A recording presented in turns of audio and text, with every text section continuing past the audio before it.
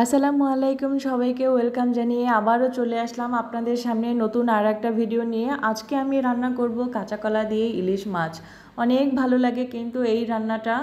আর রান্নাটা আমি শুরু করছি, আপনাদের সঙ্গে প্রথমেই শেয়ার করছি। এই যে কাঁচা কলা দুটো আমি কেটে রেখেছি আর এখানে ইলিশ মাছ কেটে রেখেছি। কাঁচা কলা রান্নার জন্য প্রথমেই কিন্তু আপনারা একটু সামান্য লবণ আর কুসুম গরম পানি দিয়ে ভালো করে 3-4 বার মতো কষলিয়ে ধুয়ে নেবেন, তাহলে রান্নার পরে কাঁচা কলা কিন্তু কালো হয়ে যাবে না। অনেক সময় কাঁচা কলা রান্নার পরে কালো হয়ে যায়, সেজন্য আপনাদের জন্য এই টিপস। আর এখন মাছগুলোতে আমি সামান্য একটু হলুদ গুঁড়া, মরিচ গুঁড়া আর লবণ দিয়ে ভালো করে মাখিয়ে নেব, কারণ মাছটাকে আমি হালকা একটু এপাশ ওপাশ ভেজে নেব। অনেকে ইলিশ মাছ ভাজেও না, কিন্তু আমি একটু হালকা ভেজে নেই, এপাশ ওপাশ হালকা একটু ভেজে নেই, বেশি ভাজি না, কারণ ইলিশ মাছ কিন্তু বেশি ভাজলে আবার খেতে ভালো লাগে না। তো মাছটা মাখানো হয়ে গেল, এখন আমি মাছটাকে ভাজতে দেব। চুলায় একটা ফ্রাই প্যান বসালাম আর এখানে তেল দিলাম, আর এখন এই তেলটা একটু নাড়িয়ে ফ্রাই প্যানের সব জায়গায় নিয়ে নিচ্ছি। তারপর এখানে মাছগুলো একের পর এক দিয়ে দেব। এই যে দেখেন মাছগুলো একের পর এক দিয়ে দিচ্ছি, আর এখন মাছগুলোকে আমি ভেজে নেব। গরম গরম ভাতের সাথে কাঁচা কলা দিয়ে ইলিশ মাছের পাতলা ঝোল যে কি মজা। তো দেখেন মাছগুলোকে আমি এপাশ ওপাশে একটু ভেজে নিচ্ছি উল্টিয়ে পাল্টিয়ে। আর ভিডিওটা আপনাদের কেমন লেগেছে আমাকে কিন্তু অবশ্যই পুরো ভিডিওটা দেখার পরে কমেন্ট করে জানাবেন। যে সবগুলো মাছ উল্টিয়ে দিচ্ছি। মাছগুলো ছোট হলেও অনেক তেল আছে মাছগুলোতে, মানে মাছগুলো অনেক তেলে। আর এই ছোটো মাছ দিয়ে কিন্তু যে কোনো তরকারি রান্না করে খেলে অনেক ভালো লাগে, বিশেষ করে বেগুন, আলু, তারপরে ধুন্দল, কাঁচা কলা, পটল, অনেক ভালো লাগে। তো আজকে আমি কাঁচা কলা দিয়েই রান্না করছি। ছোট মাছ হলে আমি তরকারি দিয়ে রান্না করে খাই, আমার অনেক ভালো লাগে। আর সেজন্য আজকে এই রেসিপিটা আপনাদের সঙ্গে শেয়ার করলাম। যদি ভালো লেগে থাকে কমেন্ট করে জানাবেন। আর এখানে রান্নার জন্য একটা কড়াই বসিয়েছি, আর কড়াইতে আমি মাছ ভাজার পরে যে তেলটা অবশিষ্ট রয়েছে সেটা দিয়ে দিলাম, তার সাথে আরও তেল বাড়িয়ে দিচ্ছি। আর এখন এখানে 2 চামচ পেঁয়াজ বাটা, হাফ চামচের চেয়ে একটু কম রসুন বাটা, হাফ চামচের চেয়ে একটু কম আদা বাটা, আর বাকি মশলা পরে দিচ্ছি। আগে একটু মশলার সাথে মশলাগুলোকে ভালো করে তেলের সাথে ভেজে নিচ্ছি, কারণ আদা বাটা রসুন বাটা দিয়েছি তো ইলিশ মাছে, অনেকেই দেয় না, কিন্তু আমার কাছে দিলে ভালো লাগে। আমি সব কিছু দেওয়ার পরে ভালো করে তেলের সাথে ভেজে নিচ্ছি। পরিমাণ মতো লবণ দিলাম, হাফ চামচ জিরা গুঁড়া আর হাফ চামচের চেয়ে একটু কম ধনিয়ার গুঁড়া দিলাম, আর হাফ চামচের চেয়ে একটু বেশি হলুদ গুঁড়ো দিচ্ছি। আর এখানে লাল মরিচের গুঁড়ো দেবো 1.5 চামচ। সব কিছুকে ভালো করে তেলের সাথে নেড়ে চেড়ে একদম কষিয়ে ফেলতে হবে, একদম ভাজা ভাজা করে ফেলতে হবে, তাহলে আদা বাটা রসুন বাটার যে কাঁচা গন্ধ সেটা থাকবে না, আর ইলিশ মাছের মানে গন্ধেরও কোনো নড়চড় হবে না।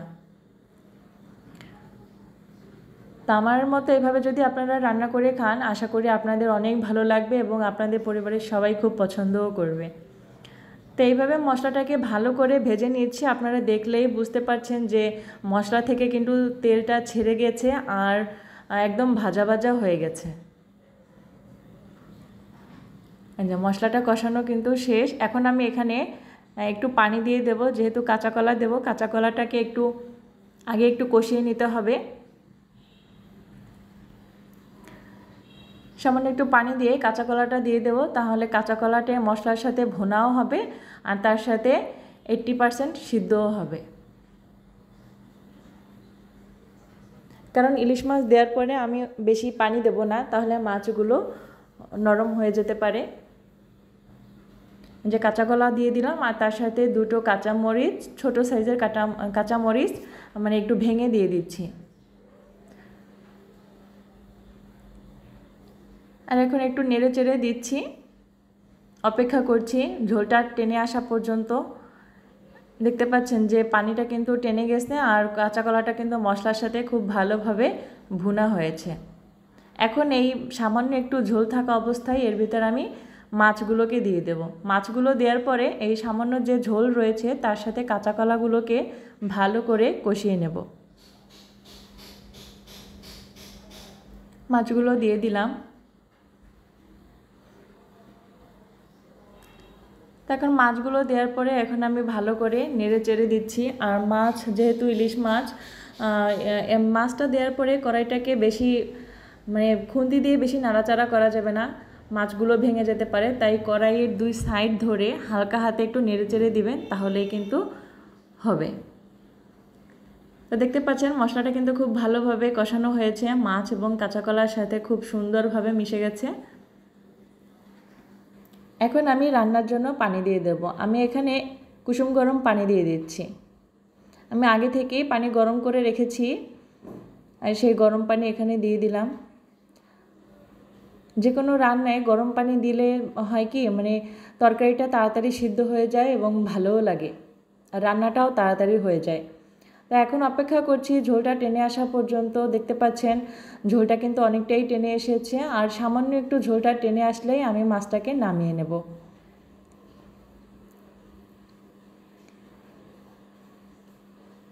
কিন্তু ঝোলটা কিন্তু অনেকটাই টেনে এসেছে, মানে এখন যে যেরকম ঝোলটা খেতে চান সেই অনুযায়ী উঠালেই হবে। আর একটা জিনিস খেয়াল রাখবেন, কাঁচা কলা কিন্তু পরবর্তীতে ঝোলটা টেনে নেয়, তাই একটু সামান্য ঝোল থাকতেই উঠিয়ে নেবেন।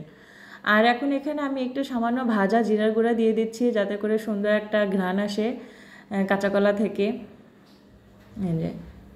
আর আপনাদেরকে এখন আমি নামিয়ে দেখালাম, দেখেন এটা দেখতে কতটা সুন্দর হয়েছে।